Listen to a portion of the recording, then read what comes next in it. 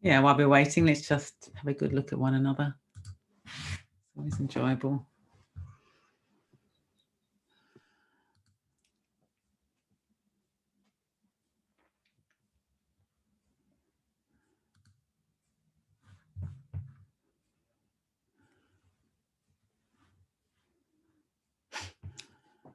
It makes you want to smile, doesn't it? Just looking at everybody.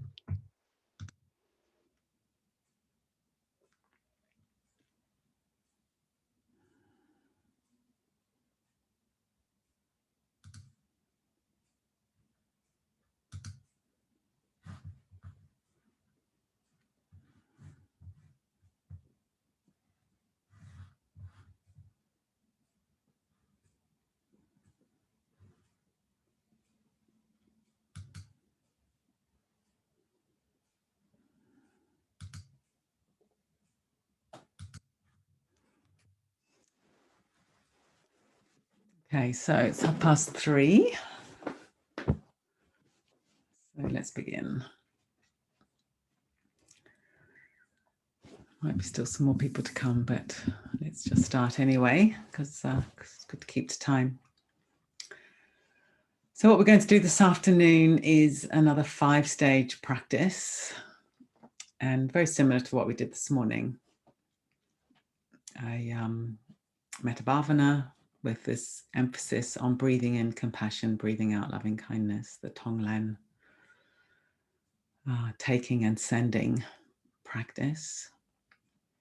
If you want to, you can imagine the Chintamani in the heart.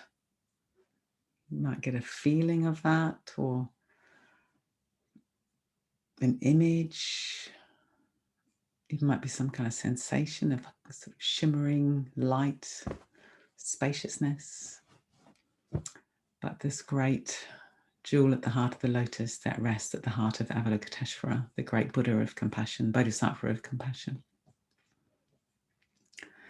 So we'll do the practice for about half an hour, and then we'll have enquiry again. And as I said earlier on, it could be just interesting to watch if your mind starts rehearsing about what you're going to say. You just notice that, rehearsing, let it go. Or if you feel really shy about talking in front of 100 people, so you spend the whole time debating with yourself whether you'll say anything, you just notice that, let it go. So we just turn to whatever arises, turn towards whatever arises. Okay, so if we get our posture set up as always.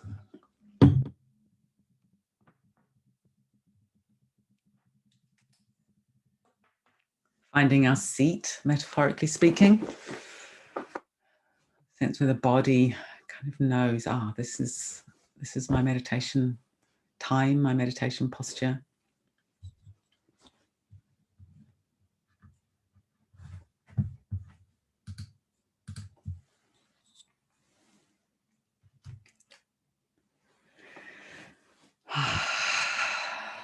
Just remembering the name of this retreat, Compassionate Warrior Training. So here we are doing that very thing, training to be compassionate warriors. Warriors, not warriors. Always an important distinction to make. And I've got a wonderful reading from Vidyamala that tells us how to do that, really. About her distinctive attitude to practice. Vidyamala was the woman I introduced the other day, the wonderful Indian teacher who was a teacher of some of the American Buddhists that we've probably heard of, people like Sharon Salzberg and Joseph Goldstein. And this is a book of people recounting their experience of her. And this is a really wonderful bit about warrior spirit, warrior plus compassion. A fierce Burmese monk, U Pandita, frequently admonished his Western students to diligently practice without regard for body or life. However, Vidyamala's stance was slightly but significantly different. Practice without regard for body or life and with all the love in your heart.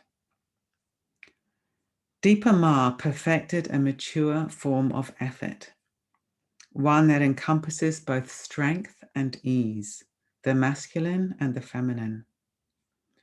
Practice requires more than a zealous samurai warrior attitude.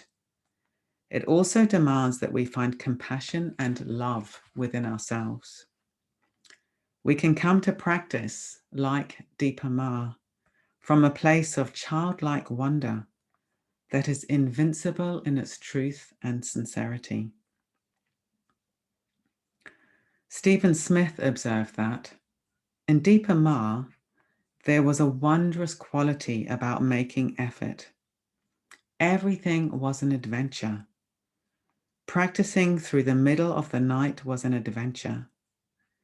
She embodied the realization that motivation for practice can come from the wonder of each moment. She taught me that mindfulness isn't something to strive for, echoes Sharon Crider. It's always there. It's going on all the time. Rather than something I have to seize, mindfulness is just being with what is as it arises all the time. For many Western students, the greatest challenge can be to balance effort with ease, gentleness, and compassionate acceptance.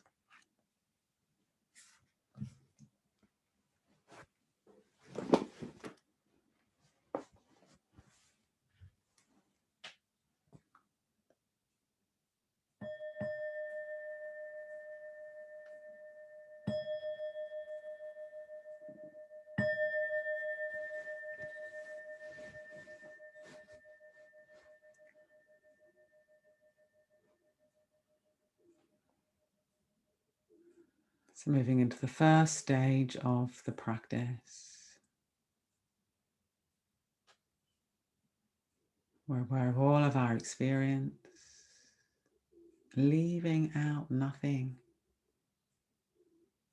breathing everything in and breathing out love, kindness, freedom towards ourselves.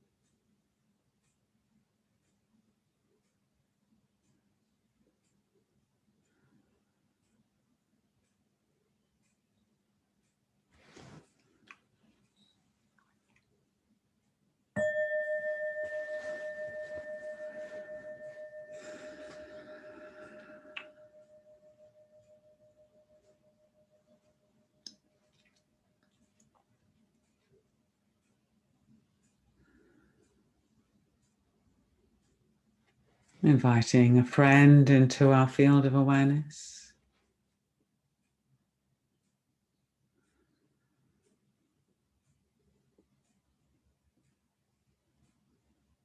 A friend who will have all the same tendencies of contracting against experience,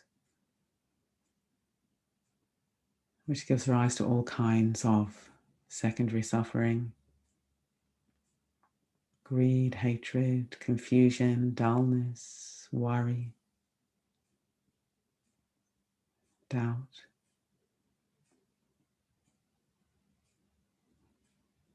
And your friend has the potential to be free of all those things just as you do.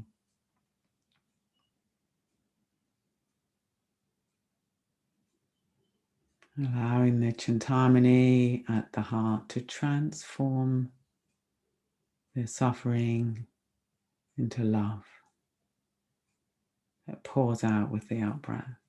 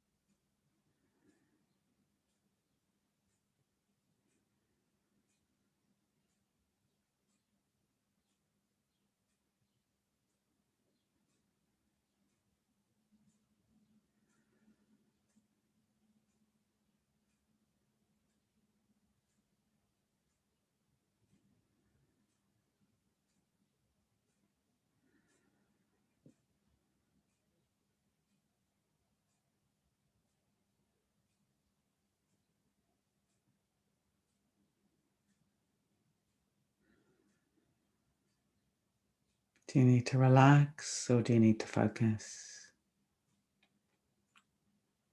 Looking for that sweet spot of attentiveness without strain. Resting with this other person in their fullness, in their humanity.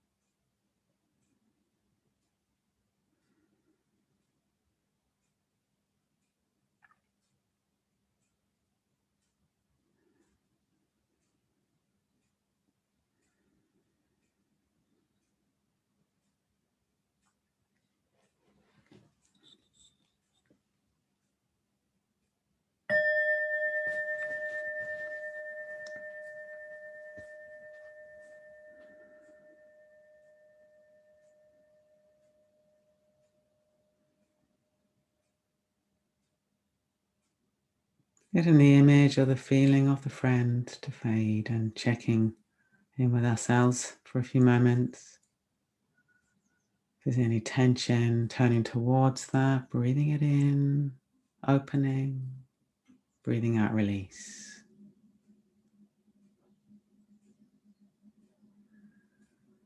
Breathing out kindliness.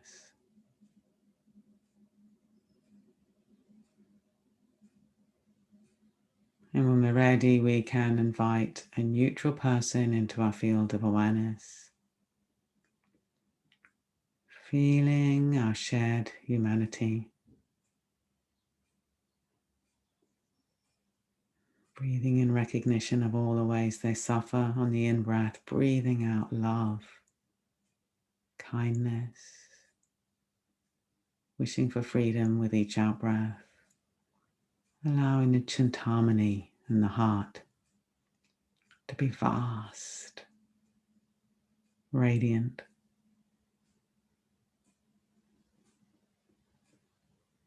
This amazing sort of quality of purification and transformation.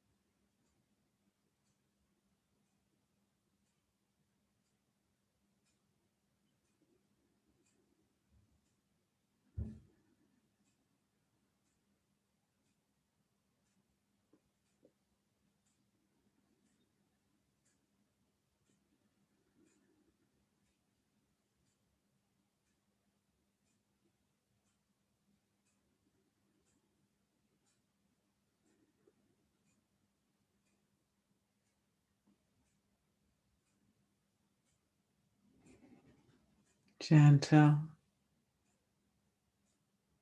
delicate.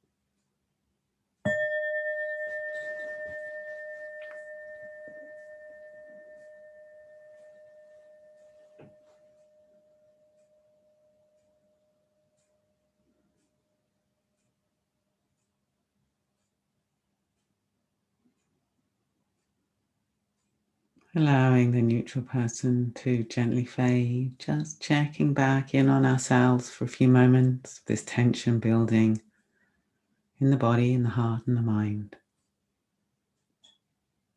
Allowing it into our awareness, breathing it in with kindness and breathing out release. Checking we're still yielding the weight of the body up to gravity. Breathing expressing itself on all four diaphragms. Effortless, receptive, whole body breathing.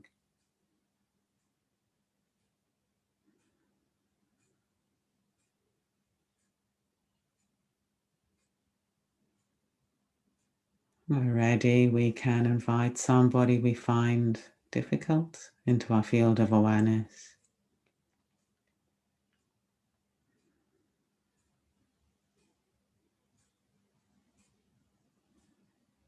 Let's see if we can let go of our views and our opinions and our judgments, our dislikes,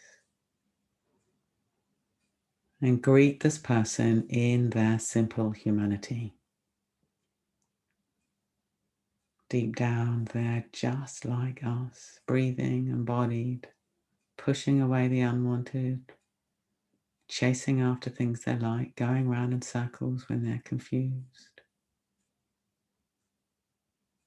Maybe this causes the behavior that we find irritating or we dislike.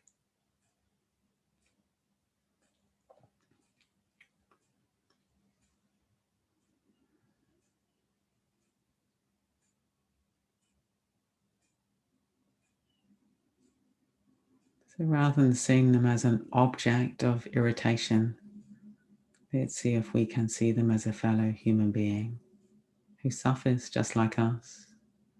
Breathing in that suffering and breathing out a wish for freedom from that suffering, a wish for spaciousness, openness, love for that person.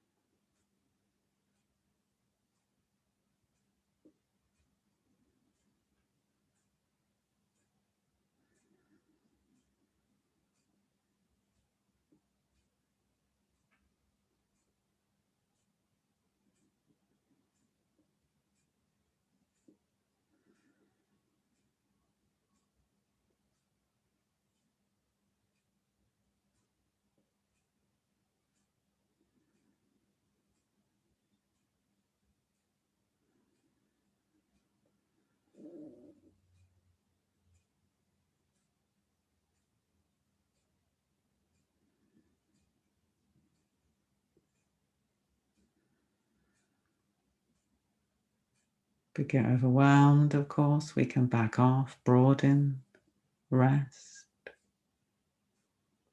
If we're feeling a bit aversive, we don't really want to meet this person, just edging a little bit closer, tenderly, delicately, softening the barriers that we've built in our own mind between us and this person.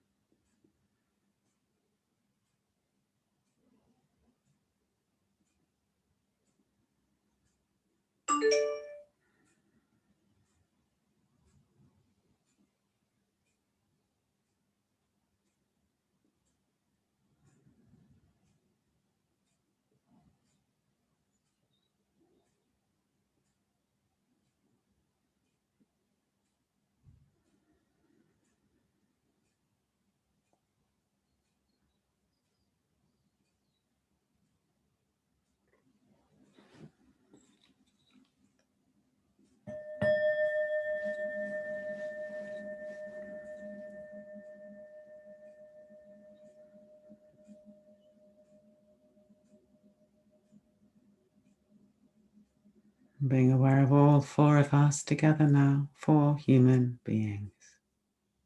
Breathing, disliking suffering, longing for happiness, peace, fulfillment.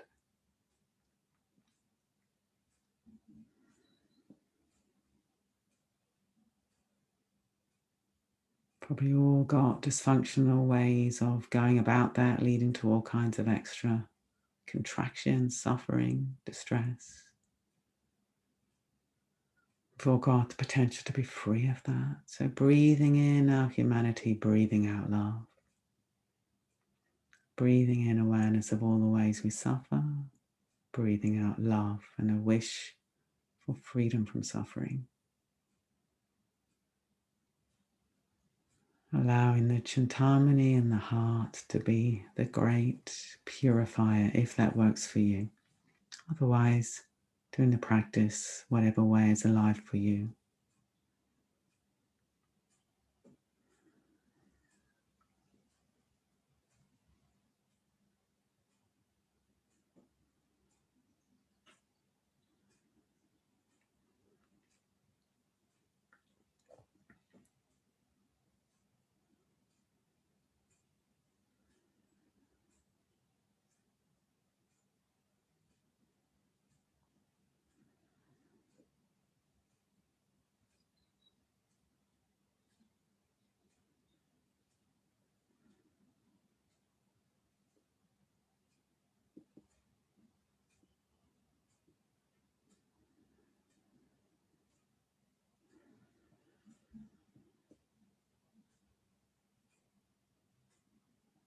When we're ready, we can expand outwards to include all of us,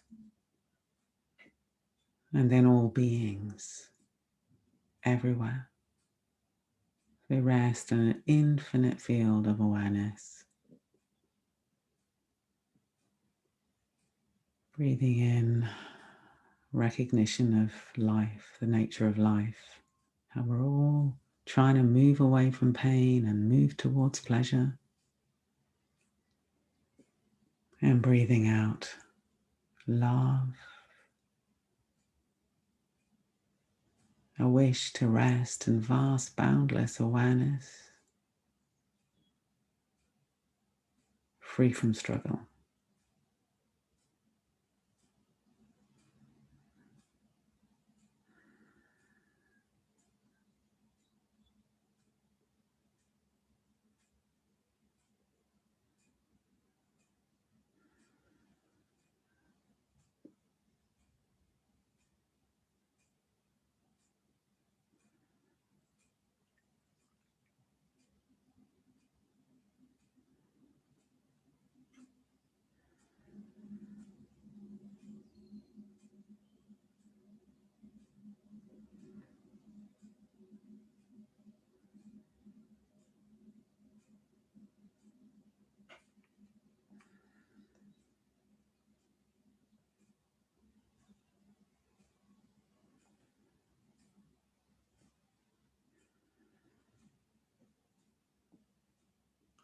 Turning towards life itself with an open heart again and again and again.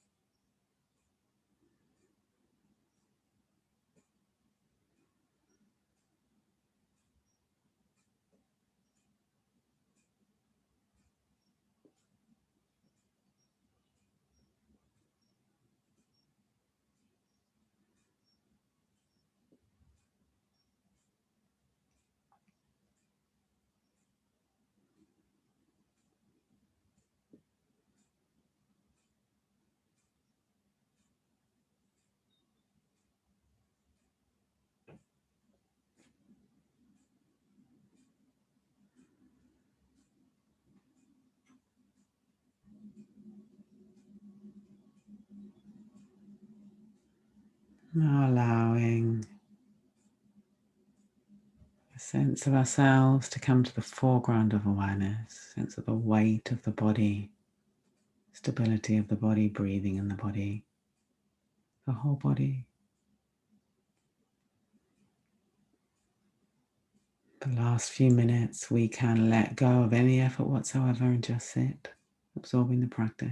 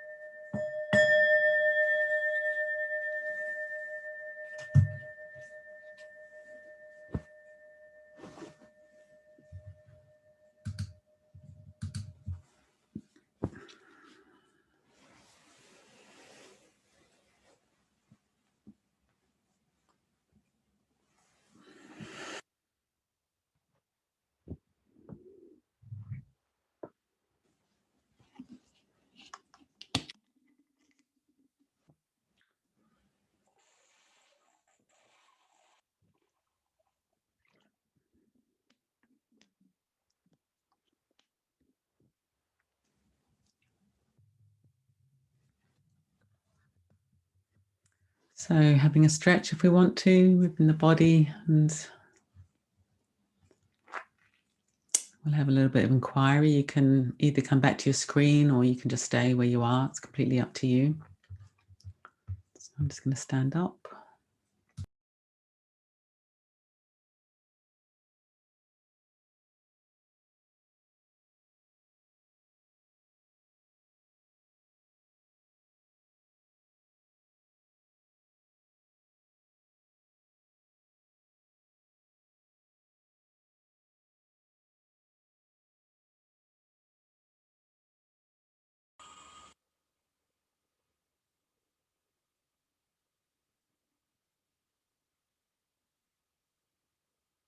Just about had a technical disaster there.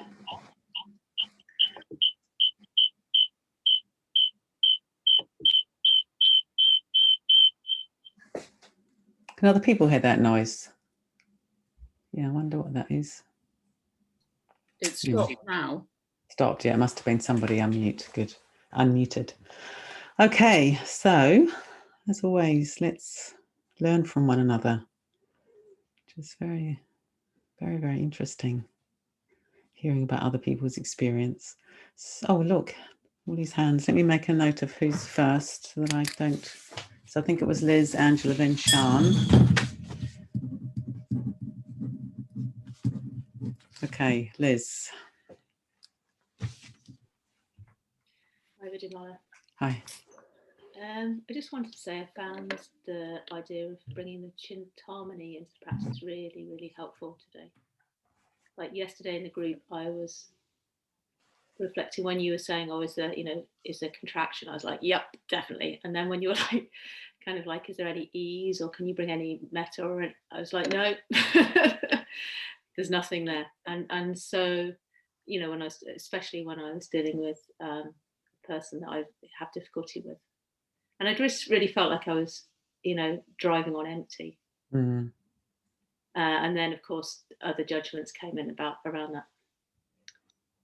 But the idea of the Chintamani just felt so kind of natural, which is interesting again, because it's like I've never really related to that symbol. A jewel I find a bit cold and hard and whatever, but for some reason today, well, I think probably Arijai's talk, she evoked it so beautifully, but it really, really helped me feel equipped and able to have something to give from. Yeah. So how did you experience the Chintamani? What was your actual experience of it? It is a kind of pink, fairly rough kind of crystal, not a really sharp, special, amazing crystal jewel or anything. Somebody once gave me, I think, a bit of mucky quartz that they picked up and made into a pendant, so I could visualize this particular thing. It's a kind of pale pink. It's not particularly shiny, or but it's quite workaday. But yeah, and I think I really felt it kind of like here in the middle of my chest. Yeah. And what was the sensations there? Energy, but kind of quite a solid, kind of like bump energy, not kind of frenetic.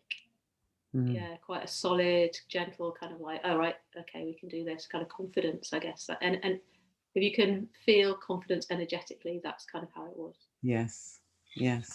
So when you had the Chintamani there and you were dealing with the difficult person today, as opposed, or the person, I always like to say the person you find difficult, because the person is not difficult in and of their own existence. It's our own thing. So how was it different today from yesterday in terms of your actual experience of engaging with the person you find difficult? I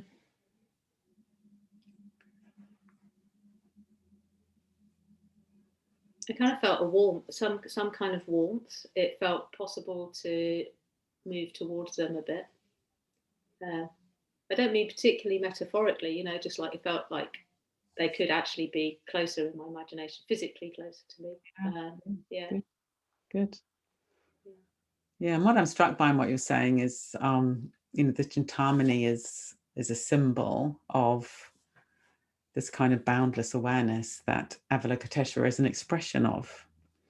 And I think we can get stuck with these practices when we think it's our little self that's kind of breathing in the suffering, and then it just all feels too much, and then we haven't got anything to give, and it all just gets a bit dry and labored. But Arijaya said in her talk last night, this really interesting statement that Avalokiteshvara doesn't need me.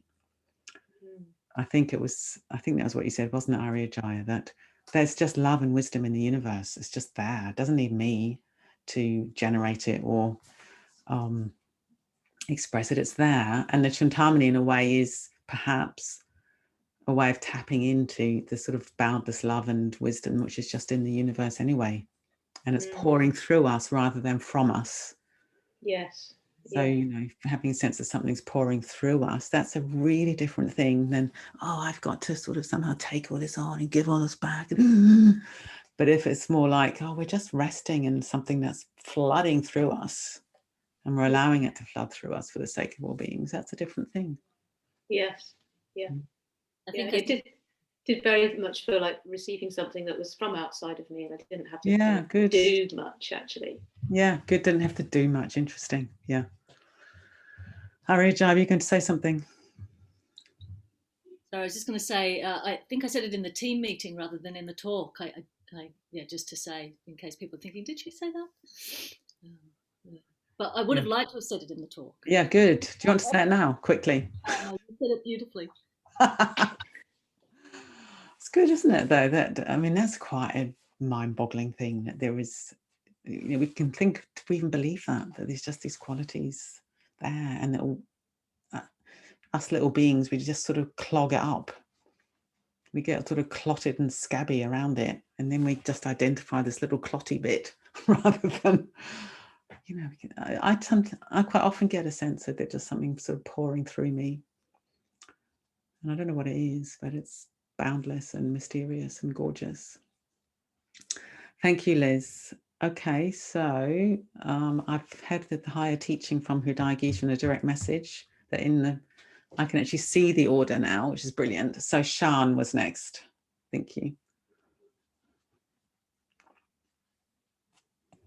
Thank you. Hi, Vidyamala. You've more or less said it for me. I'm actually not well today. I'm having a thankfully rare crash with ME, and I've got absolutely no strength whatsoever.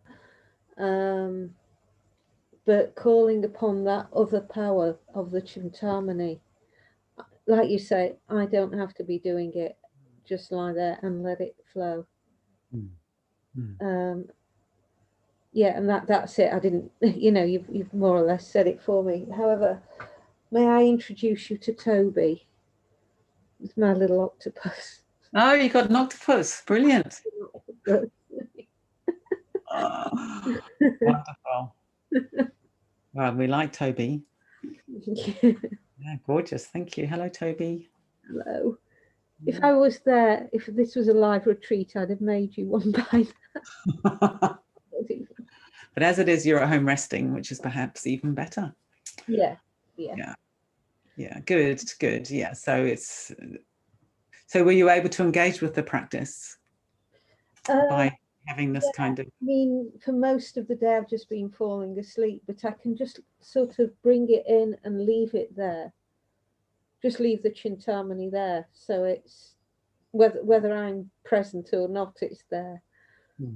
Conscious or not. It's good. Yeah. And of course, what one could do if we're not feeling well is just shut down, think, oh, I'm not going to go to anything. I'm just going to rest and poor me and woe is me. Those are very common, understandable responses, of course. Yeah, I find it healthy for me because I have such associations with you, Vidyamala, from the past. It feels healthier and very nourishing to still be here.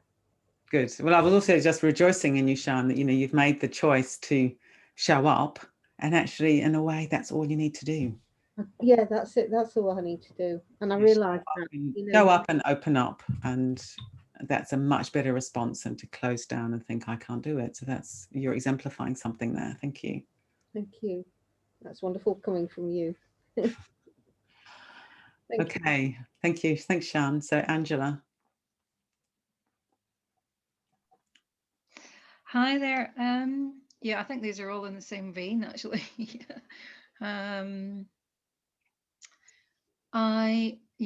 So just towards the end, it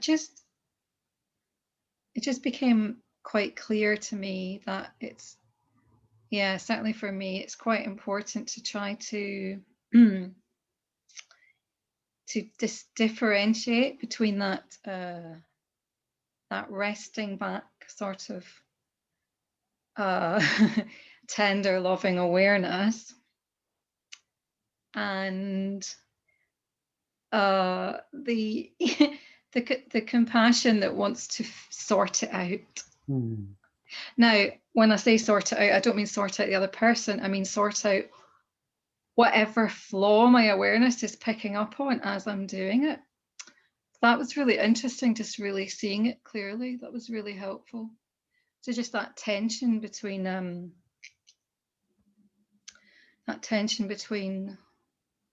just feeling that love. Because in fact, do you know what helped me notice it? I'd noticed a thought that went, oh, this is great. If I'm just doing this, if I'm just having an attitude of love, I don't need to do anything. I noticed the lazy bit of me just going, that's great. I just can be like this in the world and I don't need to go out and actively do anything. And I think that's sort of connected with, a level of neurotic fear and all that kind of thing. But that's a whole other discussion. But so that was just fascinating, actually. And that's very interesting. So if you do connect with that kind of receptive, loving awareness, and you are out in the world and you see someone suffering, what would be your natural response? Well, of course, it would be to step in. Yeah, exactly. To move forward. But yeah, it was just Papancha I picked up on. Yeah. But what was really helpful is that it took me to that point where I could see, okay, you're not resting back any longer in bigger awareness. You're trying to get in and meddle.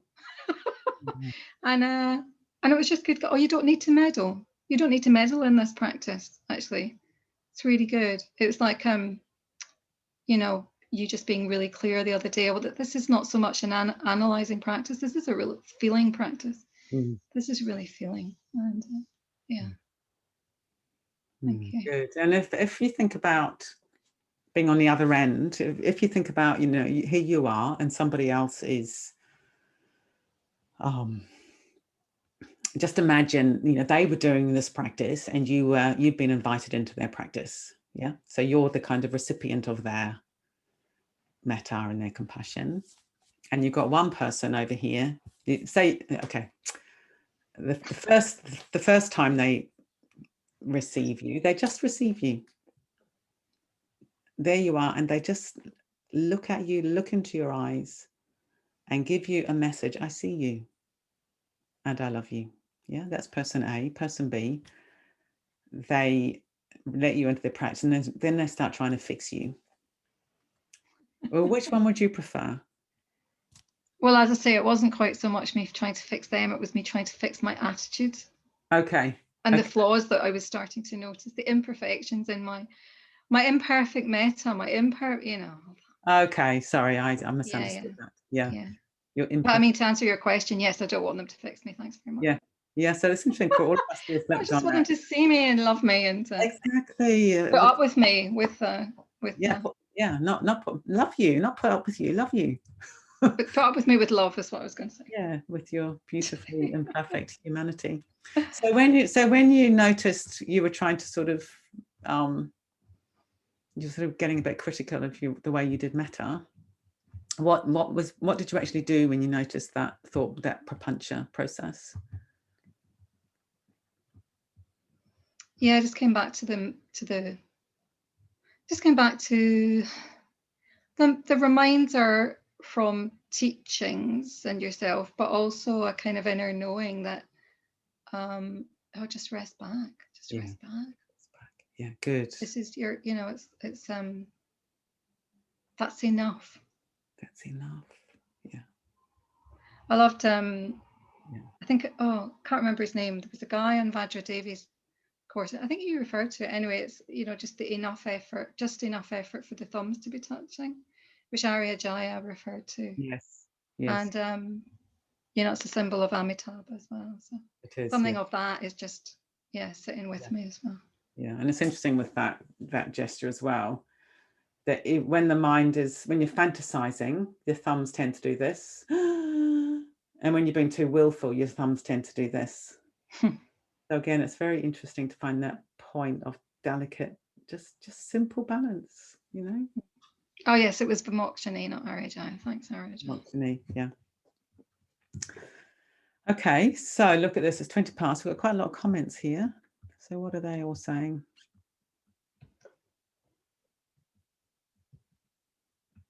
Mobile phones are portals to the internet. We can be portals to metta. Yeah, I often like the image of being a portal. I think that's what we all are as aspiring practitioners. We're kind of portals to something much bigger than ourselves. And it's like the Dharma does need humans to express this in the world. Otherwise, it's invisible and unavailable. So we are the kind of portals, or the portals through which the Dharma can flow. And then it's this beautiful poem by Rumi. The clear bead at the center changes everything. The clear bead at the center changes everything. There are no edges to my loving now. So that is beautiful. Looking at beauty in nature, I feel cradled in love, allowed, at ease. It's beautiful. Ranjinder. Julia, I was inside a huge Chintamani. Red, orange light, geometric gem. Beautiful. Previous Tonglen practice had suggested identifying with the deity of choice to gather strength first. Yes, that's definitely one of the traditional ways of doing Tonglen. And, you know, we brought it in with the Chintamani. But if you have another deity you'd like to use, you can certainly use that.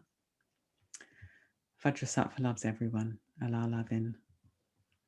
A bit like being inside a lighthouse. Gorgeous. Really gorgeous. Okay, so let's have a break now. And we have to all stay here right now to sort the groups out, and then go off and have a break. Maybe come back at 25 to. So have a 15-minute break for your groups. Thanks, everybody. Great. Hello, everybody. Yeah, so off you pop to your rooms, and if there's anybody that needs a bit of an extra hand, just stick around and enjoy your cups of tea and your breakout groups.